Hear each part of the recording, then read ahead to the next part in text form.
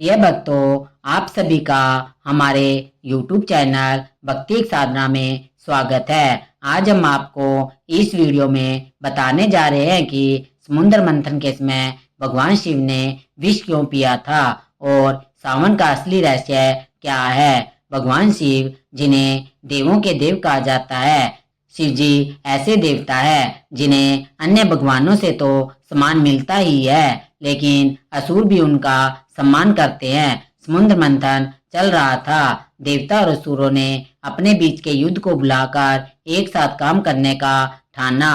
समुद्र मंथन तो अमृत को प्राप्त करने के लिए था, लेकिन अमृत से पहले निकला एक भयानक विष, हलाल विष। यह विष इतना खतरनाक था कि सारी सृष्टि जलने लगी। देवता और असुर भी घबरा गए।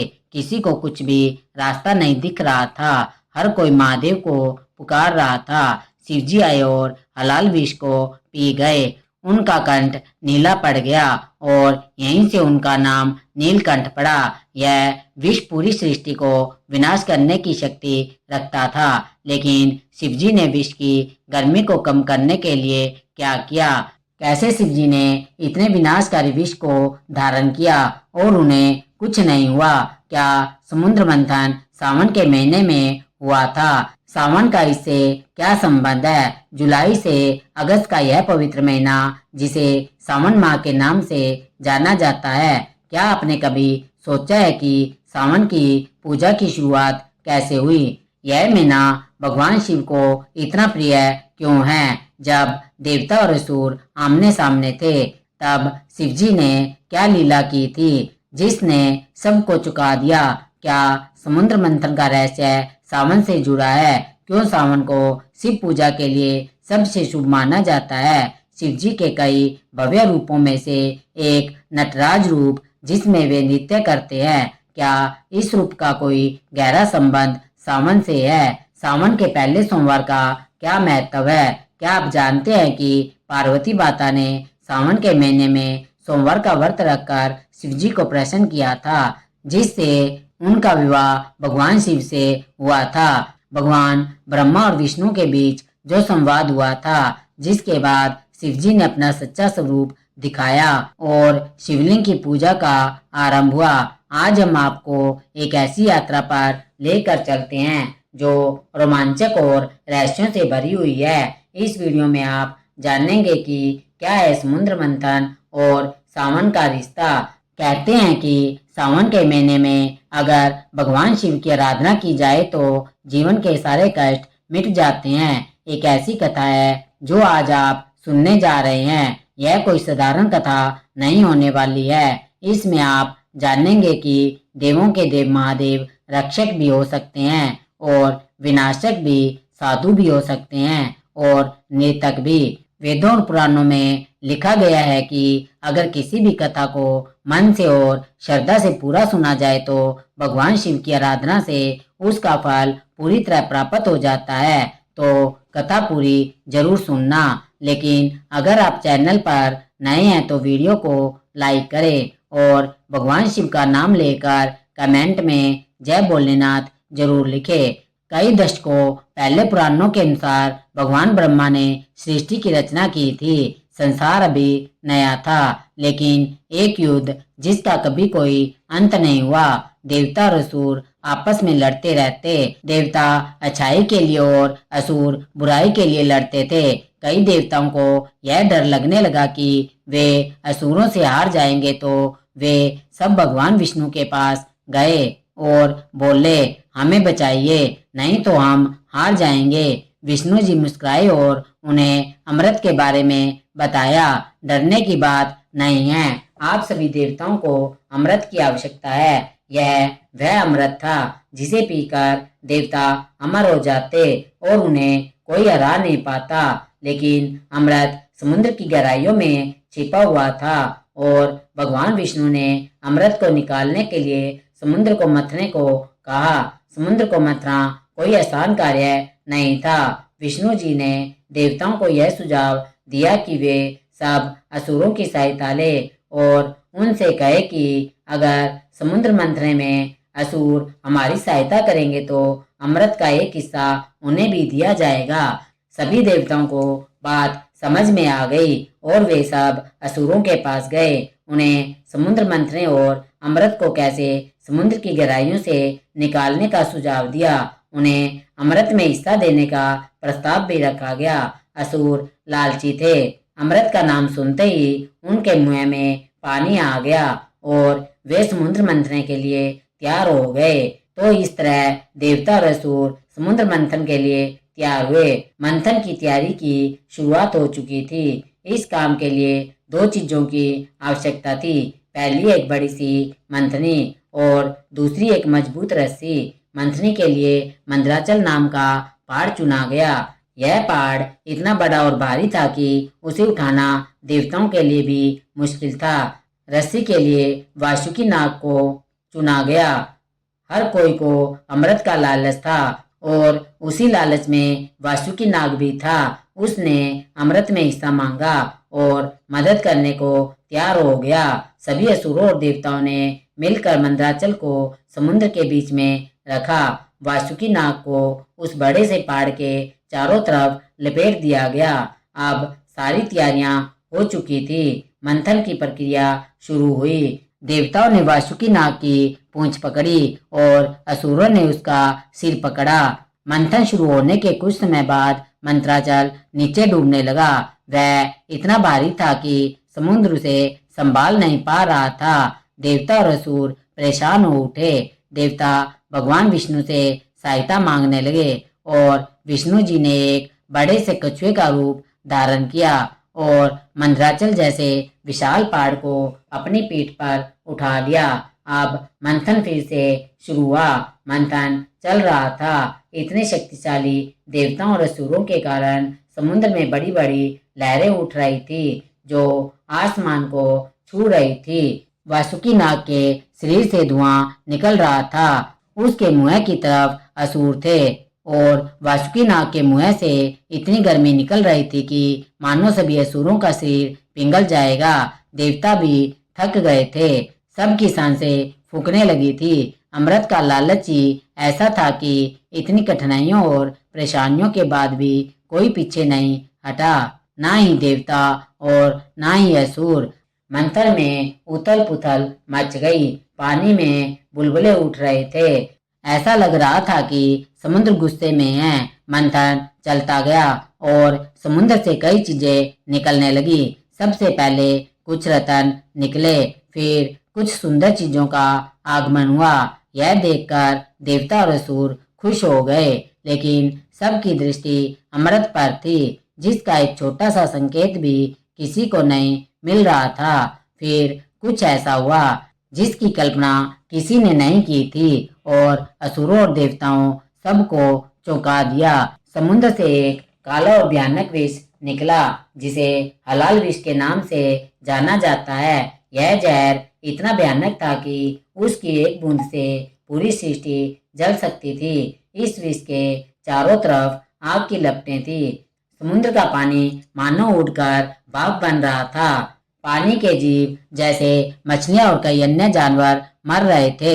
वातावरण में एक बुरी गंध चारों ओर फैल गई थी। देवता और असुर दोनों डर गए थे। इंद्र बोले, हम तो अमृत चाहते थे, यह जहर कहां से आ गया।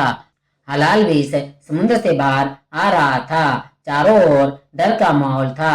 वातावरण काला पड़ गया। सारे पेड़ सूख गए थे और आसमान के पक्षी गिर रहे थे।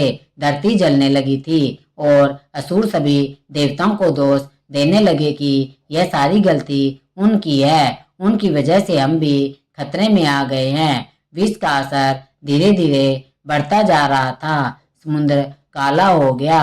हवा इतनी जहरीली हो गई कि देवताओं को सांस लेने में परेशानी हो रही थी।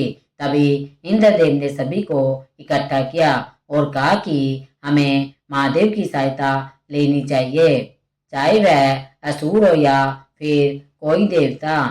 सब के सब सहायता के लिए महादेव को पुकारने लगे। महादेव हमें बचाइए।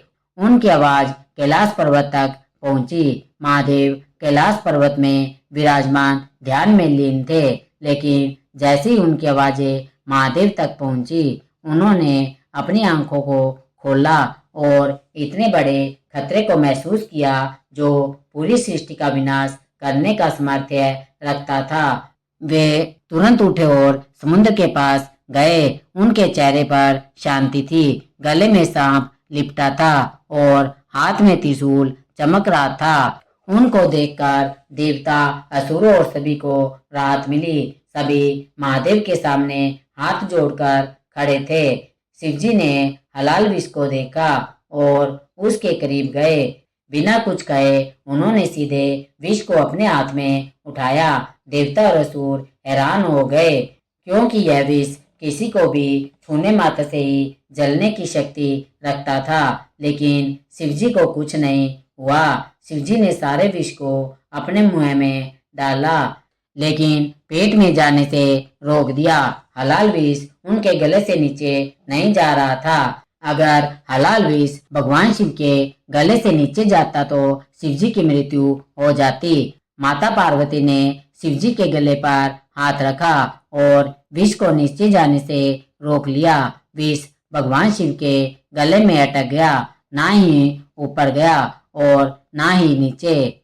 उनका गला नीले रंग का हो गया। यही वह घटना थी जिसके बाद से शिवजी को नीलकंठ के नाम से जाना गया। जहर की गर्मी से उनका शरीर तपने लगा, लेकिन उन्होंने विष को पीकर सारे संसार को बचा लिया। यह एक बहुत बड़ा बलिदान था, जिसने असुरों और देवताओं को मानो एक नया जीवन दिया हो। लेकिन शिवजी का गला नीला पड़ गया। उनकी आंखों में शांति थी और चेहरे पर हल्की मुस्कान। यह एक बहुत बड़ा बलिदान था। शिवजी का शरीर लाल हो रहा था, विष अपना असर दिखा रहा था। उनके माथे से चमकती हुई पसीने की बूंदें गिर रही थी। शिवजी को देखने से ऐसा प्रतीत हो रहा था कि मानो उनका शरीर आग निकलने वाला है। देवता और असुर तो मंथन कर रहे थे। वे सभी यह देखकर डर गए। वे सभी सोच रहे थे कि भगवान शिवजी ने हमें मृत्यु के मुंह से निकाला है। उनकी ऐसी दशा हम कैसे देख सकते हैं।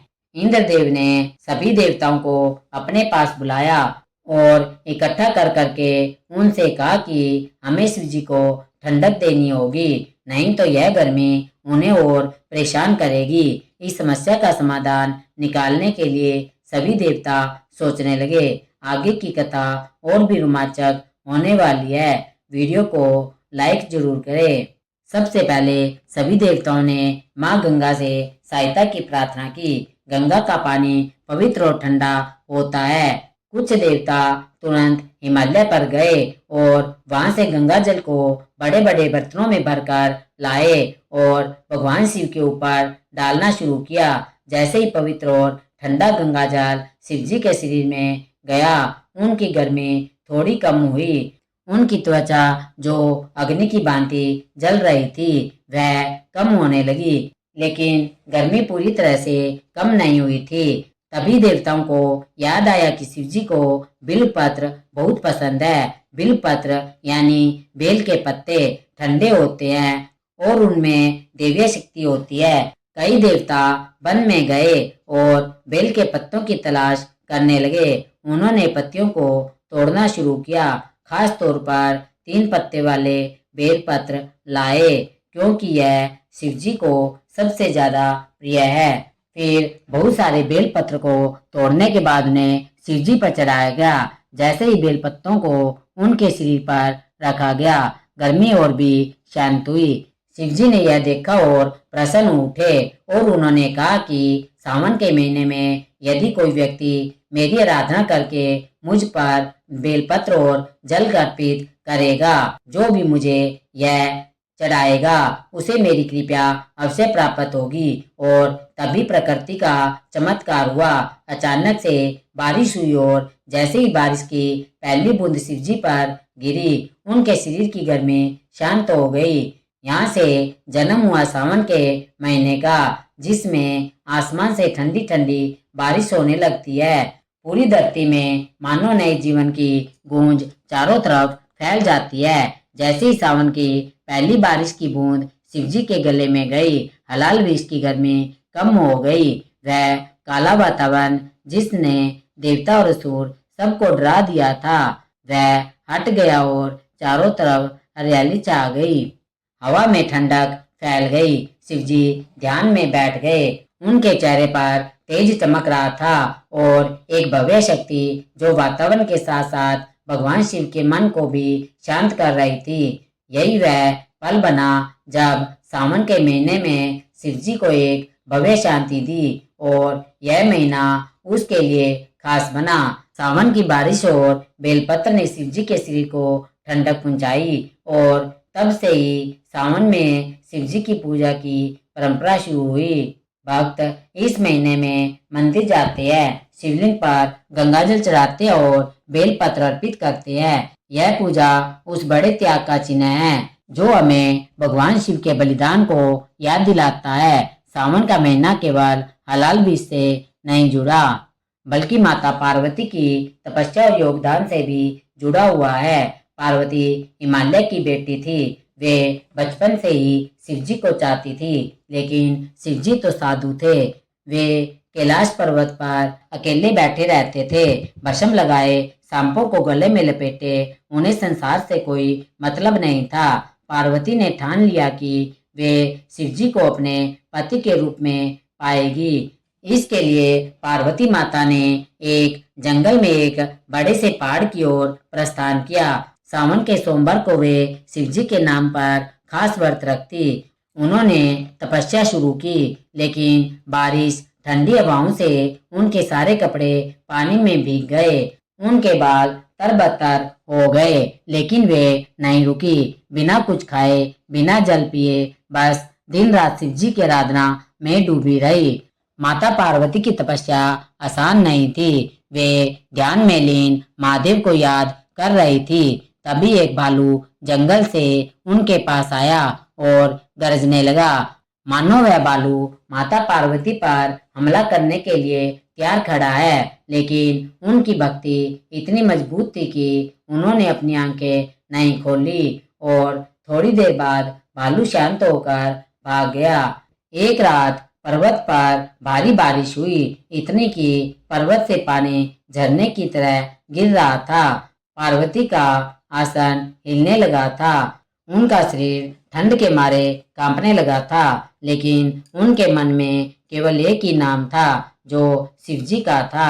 पार्वती के पिता और उनकी सखियां चिंतित हो गई और उन्हें तपस्या छोड़ने को कहा और यह भी कहा कि अगर वे तपस्या चालू रखेगी तो वे बीमार हो जाएगी। लेकिन पार्वती ने कोई जवाब नहीं दिया कि मेरा प्यार सच्चा है। अगर शिवजी को पाना है तो मुझे यह सब करना ही होगा। उनकी निष्ठा और दृढ़ता देखकर प्रकृति ने भी उनका साथ दिया। बड़े बड़े पेड़ों ने उन्हें बारिश से बचाया और चारों तरफ फूल खिल उठे, जिसके कारण वातावरण में खुशबू फैल गई। माता पार्वती का यह प्रेम देख शिवजी का दिल पिघल गया, पर उन्होंने पार्वती की परीक्षा लेने का निश्चय किया।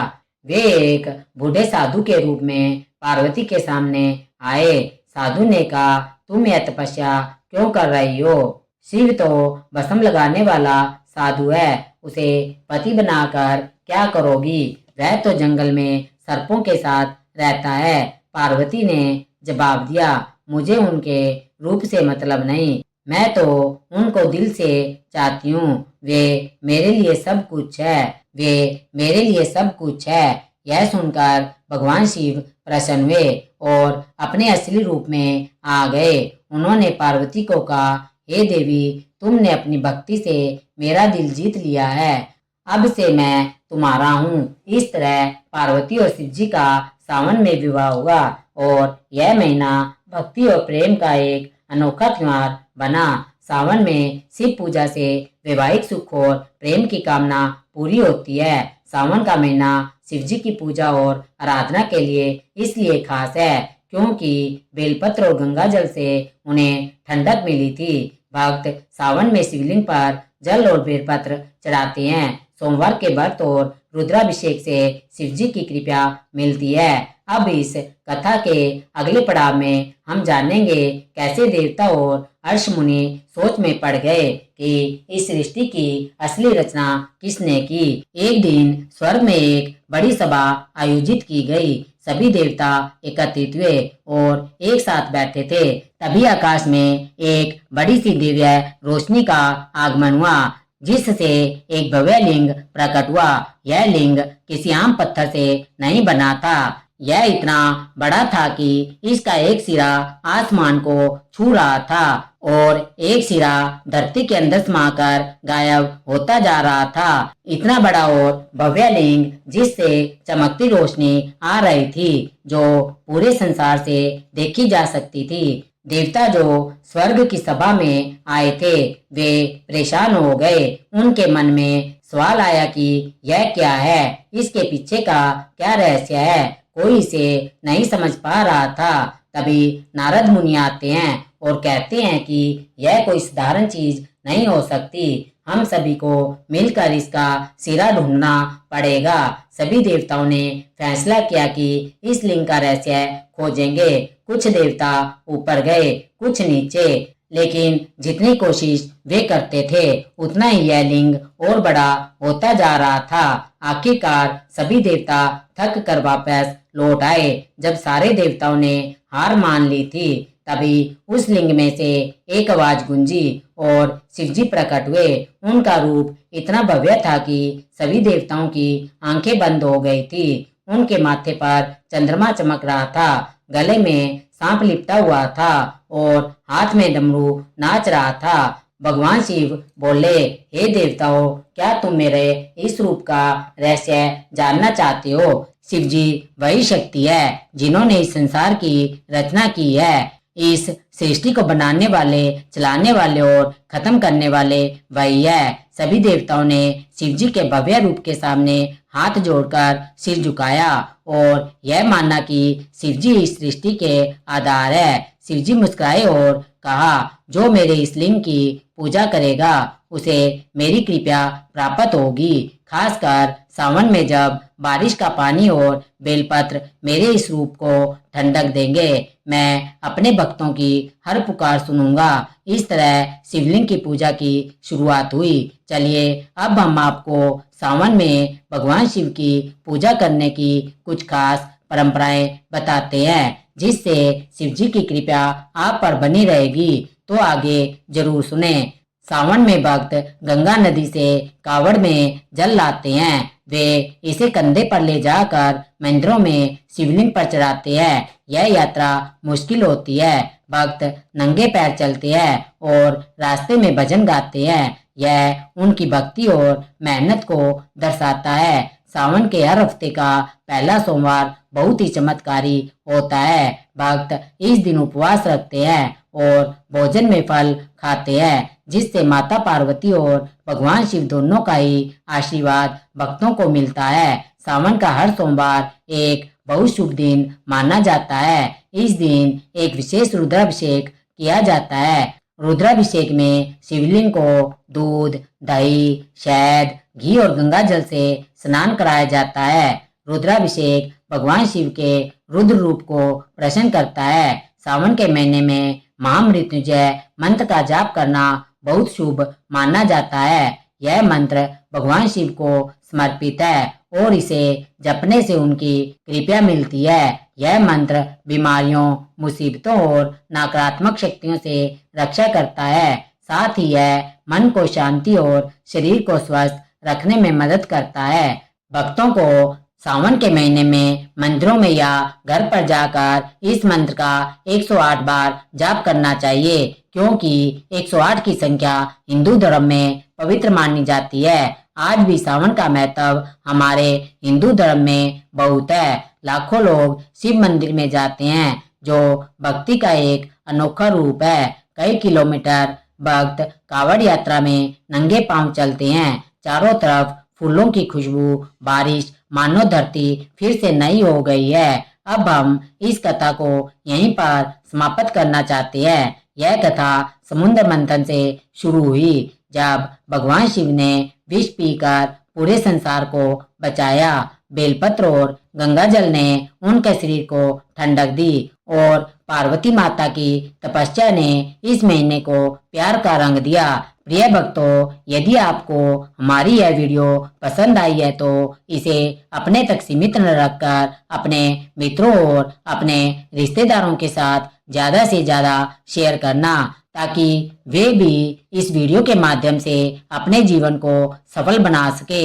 एक बार प्रेम से बोलिए शिव शंकर भगवान की जय हो, माता पार्वती की जय हो, नीलकंठ महादेव की जय हो। प्रिय भक्तों, यदि आपको हमारी यह वीडियो थोड़ी सी भी उपयोगी लगी है तो इसे लाइक, शेयर और सब्सक्राइब करना मत भूलना। हमारी वीडियो को अंत तक देखने के लिए बहुत बहुत धन्यवाद। हर हर महादेव, हर हर महादेव।